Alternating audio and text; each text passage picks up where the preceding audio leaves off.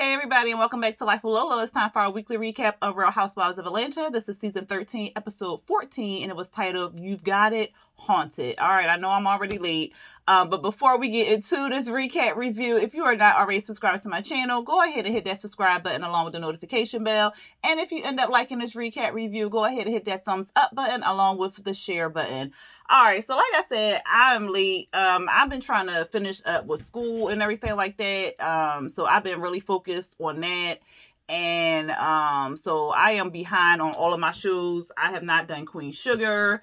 I think I'm about 3 episodes behind on that. I was gonna watch Delilah. It's on my DVR, but I have not done that review. Like, I am just behind, y'all, and I am trying to focus on school because that right now is at the highest priority. And once I am done with that, I will be on it. Okay, so just give me a couple more weeks, and I promise I will be on points for those episodes in the next coming weeks. You know what I'm saying? Y'all feel what I'm saying? But anyway, let's jump into this recap review. So we see Kenya. She meeting up with Marlo and Fallon at like this store, and then we find out it's Marlo's store. So Marlo, you know, she has a lot of designer clothing that she probably doesn't wear a lot, or she probably wore one time. I know she has like a lot of Chanel stuff, but she has other outfits and dresses and, you know, stuff like that. So she started a boutique called Les Archives, where she's going to rent out her designer clothes or whatever. So Fallon and Kenya are in her like boutique or whatever like that, and they're just kind of talking and stuff. And Kenya says that they're slowly getting back to a relationship and stuff. And then Fallon ends up telling Kenya about her haunted house party. Marlo can't attend because she has some other plans or whatever, so she can't really attend the Halloween party, but Fallon invites Kenya. Then Fallon ends up leaving, saying she gotta get, you know, the house all together for the Halloween party and stuff like that. Kenya and Marlo, they're sitting there talking, and Kenya asks Marlo for like the price list for the clothes and stuff, because she says, you know, she's ready to, you know, she's willing to support Marlo with her business and stuff, which I find is great. And then Kenya brings up talking about some girl. I'd be scared to rent out to some of these girls and their WAP or whatever. I'll be scared and stuff. So I said, oh God, we are talking about this again. So then she brings up Bolo, the part. I said, oh my God, why are we still talking about this bachelorette party? And so the Marlo, we see her in the confessional, and she says she's like skeptical of her relationship with Kenya or whatever, and she doesn't know if it's real, but you know, she's gonna go through with it or whatever, because, you know, like, swipe your card, support my business, hello boo type thing. And so Marlo was like, but girl, you sure they was in there having sex? Maybe they wasn't even having sex. Maybe it was a TV. Maybe they was watching porn or whatever. She was like, girl, you know it wasn't no damn porn. And so Marlo brings up Toya. So Marlo brings up what Toya was saying at Shamia's party and stuff. And Marlo was like, yeah, I don't know how we got on the topic, but somehow she brought up you and what you were going through with your husband and stuff like that. And Kenya like, well, what compelled her to say that? Like, I don't even understand why she would even say something like that or whatever. And so she not really feeling Toya, because she like, this the second time she didn't cross me or whatever. So she tells Marlo that she missed her, and then she ends up taking like pictures for her Instagram because she wants to, you know, promote Marlo's business and stuff like that. So I thought that was cute. And then we see Drew and her family. So we see Drew, she's sitting down with her mama, and she's telling her mom that her agent got her a gig in New Orleans or whatever, and to make it into, you know, so the cameras can go follow her down there, they're going to turn it into a girls trip. So she's going to invite all the girls and stuff like that. And her mom is from New Orleans, so she's saying like she can meet all of her family down there, or the family that her mom has down there and stuff like that. And then her mom starts talking about how she lived through racism, and how when they was traveling down south, she couldn't get, you know, they couldn't stay at a hotel and stuff because they didn't really have a lot of hotels for black people, or bathrooms and stuff. And I don't know, I don't remember what year she said, but I don't think it was around the time, because Drew was alive. I think she said Drew was born around that time. So I don't know if it was still the Green Book era where they had like a list of hotels and restaurants and places where black people could go when they were traveling and stuff like that. I don't know if it was around that time with the Green Book era, but that's what it sounded like. And so she was just kind of telling Drew, about her experience and stuff like that. And Drew was just like, oh my goodness. And then it came up, what did she say? She said something about her family, the mom, her family, some of her family is Caucasian or whatever. And she was saying like her grandfather was Caucasian. And then Drew was like, oh, well, when you say that, I don't really feel as though he's my grandfather because her mom was adopted. But I'm like, if your mom was adopted, like that's your grandfather, like that's her family. So you can't be like, oh, that's not my grandfather because you was adopted type thing. Like that's your grandfather, that her mom was your grandma regardless because they adopted her or whatever. So I didn't like how she did that. But the mom was like, well, that's the only grandfather I know and the only family I know. Like my mom and my dad is my mom and my dad. And, my mom and my dad. And I'm not interested in finding my bio father because like for 76 years she was like, I'm sure he's passed away now, but for all that time he didn't feel the need to reach out to me. So whatever, like my mom and my dad is my mom and my dad. And so Drew was like, okay. But then Drew brings up how her son's biological father, I think he's 9. So her 9-year-old son Josiah, his father was in jail. So then he got out of jail and then he wants to, have a relationship with his son or whatever. So she brings up that and the conflict that she's having because all Josiah has known is Ralph and she don't really want to put his bio dad in his life and he's not consistent or whatever like that. So she's kind of worried about that. Then we see like little snippets. So we see Portia feeding PJ. We see Kenya talking to her cousin about no new friends and if she need a new somebody to play with. I said, is she saying that she was playing with Toya? Like, what's going on? Y'all dropping some hints or something? And then we see Candy. She working out at 5 a.m. with her cousin / trainer because she has a new role in a movie called Envy or whatever like that. So she working out. And then we see Cynthia and Mike, they walking down, Atlanta, holding hands and stuff. And she like, baby, you got like this new glow. Like, you my husband and stuff and you just glowing. Like, yes. So they talking and then Drew, child, I'm glad. Well, let me back up. He was like, baby, your vows was about 9 minutes long. Them things is long. And then I was like, well, it ain't seem like it was long when they were showing it, child. I'm so glad they had cut that stuff out because when they show her vows, she talk about they was watching Greenleaf together. They watching drama shows. I said, what the hell that got to do with a vow, child? But it was 9 minutes and 26 seconds long. I said, Cynthia. And so they was just talking, and then they was talking about how Leon had left like that sexy congratulations message. I thought that's cute how they could just giggle and laugh about that. And then Drew ends up FaceTiming her, congratulating her on being Miss Hill. And then she's telling her about the New Orleans trip and Cynthia all excited because they can't really go on a honeymoon. Because I think around that time, I want to say around that time is when the world had shut America off, was like, no, y'all can't travel over here. Y'all is a hot ass mess. So y'all not infecting us or whatever. So I think that was around the time where like the rest of the world had shut us off, minus like Mexico or whatever. So they can't really go on no honeymoon. And then he got to go back to LA. So before Drew had called also, he was talking about how they're going to build their forever home in Atlanta because he likes Atlanta and she like, well, they want to build a house together or move into a house together versus him moving into Lake Bailey because he like Lake Bailey is cute and everything like that, but I want us to have something of our own, and she down with it or whatever. So Drew was chatting, and so like I said, Cynthia was excited about going to New Orleans and stuff, and then they hang up. Here go Mike. Well, just have a good time, but don't be bringing Bolo. She was like, oh dang, I didn't even ask if he was going to be there. I thought that was cute. I like relationships like that. Well, you could just play and ain't nobody getting in their feelings and stuff like that. Then we see Drew. So she's sitting down with Ralph talking about Josiah and how they're going to introduce the father, and she gets all emotional and stuff because like I said, she wants him to know his biological father, but she doesn't want to mess up the relationship that he has with Ralph. And then also, she doesn't want him to be disappointed in his bio father, because if his bio father is not consistent in his life or whatever, and like, you know, coming in and out, and he don't have his life right or whatever like that, she don't want to introduce that to her son. So she getting all emotional and stuff, and Ralph like he got her back and stuff. So then they go out there to talk to Josiah. And it was like old daddy, new daddy. And I was like, what?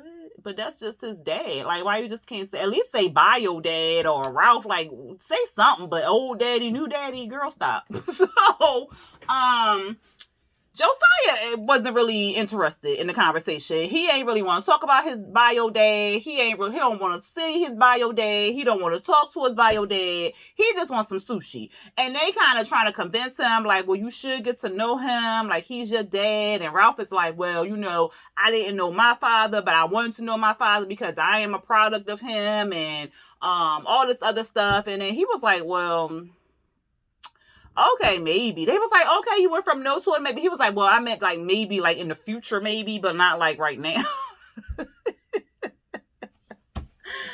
was like, this little boy is not interested, and you cannot force a child. Like, tell him that his dad is interested in seeing him, and if he at 9 years old, he knows if he wants to talk to his biological dad. Like, he knows. Like, if he don't want to talk to his biological dad at this moment in time, revisit it later. But don't keep trying to put this pressure on this little boy. And he's like, no, I'm not interested. Can I go play? And that's pretty much how the conversation ended. He was like, can I go play? She was like, yeah, I'll let you know when the sushi get here.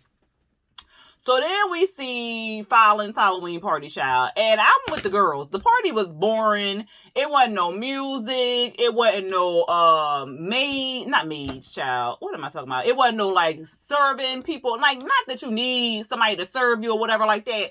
But the hookah party that she had with Tanya and Portia, and what was it? Tanya, Portia, and Fallon. Because I think it was just them three with the husband looking on like a weirdo or whatever. When it was just them three, she had more food, more drinks, hookah. She had a wait staff there. Like, she had more going on at that little gathering, which was just them three or whatever, than she did at the party. So I'm like, girl, like, you did that backwards. So the entrance was bomb. Like, the entrance to the Halloween party or the haunted house party, it was bomb. Like, the entrance coming in, it was like something scary. It was black and stuff like that. But then when you come into the kitchen area, it wasn't no decorations. It wasn't no music. It wasn't no games. It wasn't no nothing. It was just like, oh. Like, it was boring. So, the girls get there. Fallon was dressed like Medusa. Her costume was dope. Cynthia was dressed like hand sanitizer. I was like, oh, okay, Cynthia. She was like, well, you know, my costume 3 years ago was dope when I was 50 Cent. Okay, but that was 3 years ago, Cynthia. Step it up. Step it up. She said she was going to be sexy because she married now. And I was like, oh, okay, girl, but Candy was a cheater. Hers was dope. Because at first I was like, well, who was that? And then I was like, oh, I saw the boobs and stuff. I said, oh, that's Candy. That's Candy. Shamia was an astronaut. Kenya was a Native American. I was just like, okay. Drew was a cat from the musical Cats. And who else was there? Toya came later. She was a dead mermaid, and her makeup was nice or whatever. Who else was there? Oh, Portia. She came, and child, she got like some little kitty ears and little. I said, "Girl, stop." Was that PJs? And you, you got that from your drawer, girl. Stop. I think that was everybody that was there. But anyway, to begin with, it was just like Candy. What was it? Candy, Shamia, Cynthia, of course Fallon was there. So it was them four. And then Kenya came. I think well, whatever. But Kenya was there. She was like, oh, well, I spoke to Marlo. Now, mind you, Fallon had already talked to Marlo and knew Marlo wasn't coming to the party. But Kenya had to let everybody know that she talked to Marlo, and Marlo said she wasn't going to be at the party or whatever like that. And so she was like, well, you know, she's always had good costumes because her Babs costume was good or whatever like that. Here goes Shamia. What? She the spokesperson? She was like, can we get a temperature check on Kenya? Because she over here talking big about Marlo. Even Candy in the confessional was like, what? Now, Kenya is the spokesperson for Marlo? What the hell is going on around here? So then, like I said, Toya came. So they was all sitting around. Everybody was saying like it was boring. Cynthia was like, well, where's the food? Not Kenya. Candy can eat all this food by herself. I said, damn, now you know either we know Candy like to eat, but like it must have been like a plate portion or something like that, because she don't be like overeating or nothing like that. But like I said, the hookah party had more food and drinks and everything than the damn Halloween party.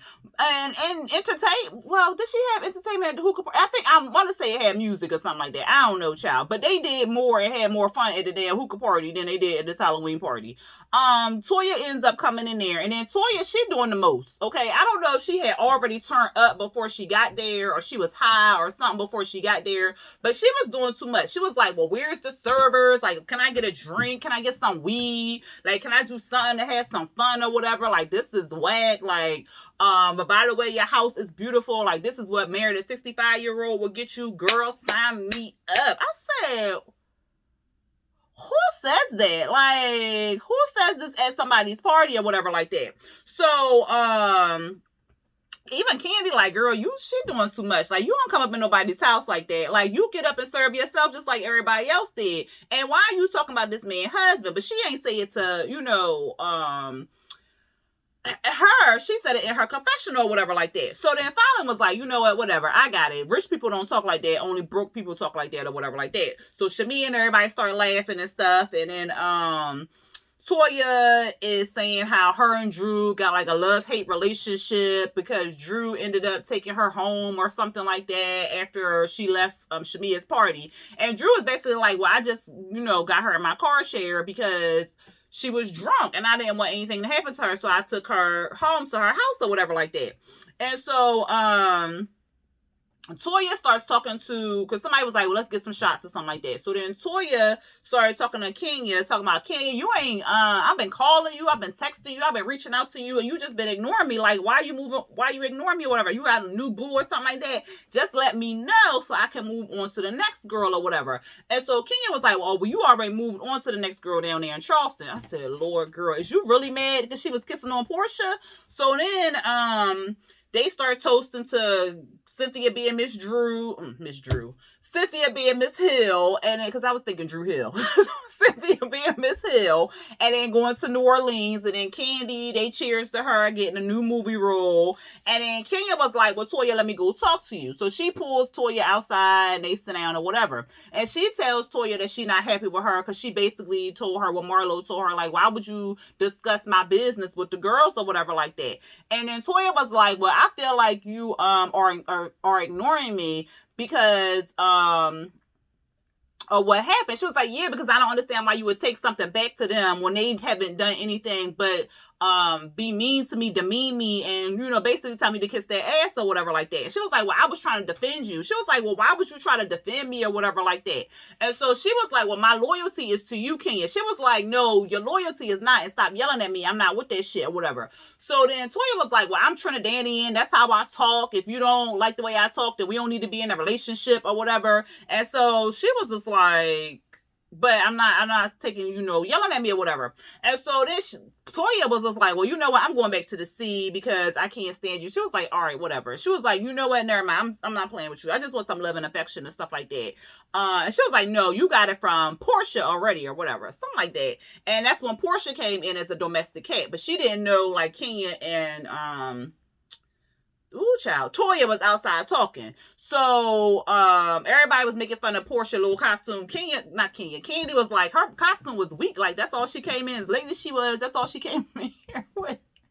The producers was like, well, what about the costume turned you off? She was like, everything. Like, I said, damn. So then anyway, Oh, and then Portia said like the party was whack. She thought it was gonna be like this huge party, and she glad that she got her outfit from Party City. I said, girl, you know you got that from PJ's Closet. Anyway, outside with Kenya and Toya, Kenya telling Toya like, I can't trust you. You running my business back to them. And she was like, well, I just brought it up because Candy had brought it up or whatever. And so I thought it was already out in the open, which I can kind of sort of see, because if Candy brought it up in mixed company, then I would think like, oh, okay, well, maybe not Marlo, Kenya, everybody already, the other girls already know or whatever like that. However, I still probably wouldn't have brought it up because Candy wasn't at that party. Was Candy at the party? No. I don't think Candy was Candy at that party?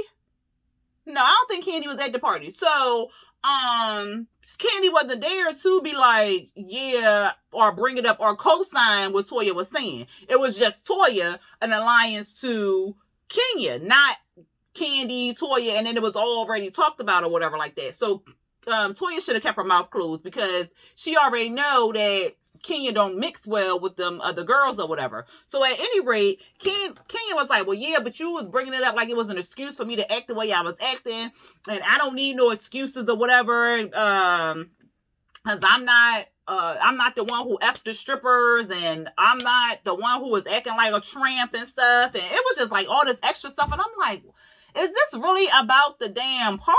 Like, what is going on? Like, why are you so worried and invested in these women fucking a damn stripper? Like, why? Like, I just don't understand it. It wasn't your poom. So why is you worried about what they was doing with their vagina? Like, I just don't understand it. But anyway, Toya started getting ignorant and started laughing at what Kenya was saying. So then Kenya was just like, all right, I'm over this or whatever.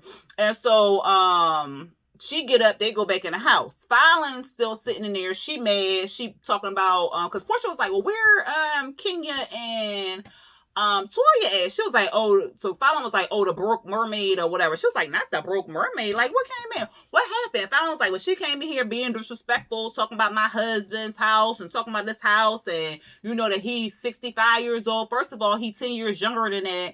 And so, yada, yada, yada. So she going off. She mad or whatever.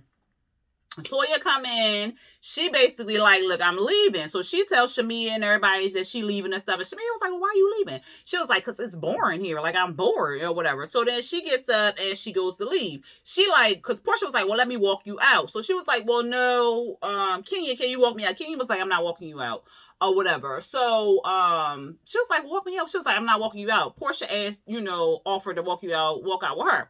So she gets walked out by Portia. They go outside and sit on the front stoop, and instead of Toya just getting in her car and leaving, she want to sit down with Portia and find out what's the beef between her and Kenya, and then she want to tell Portia how Kenya upset that her and Portia and Toya kissed, and Portia like, well, what they gotta do with me? Like,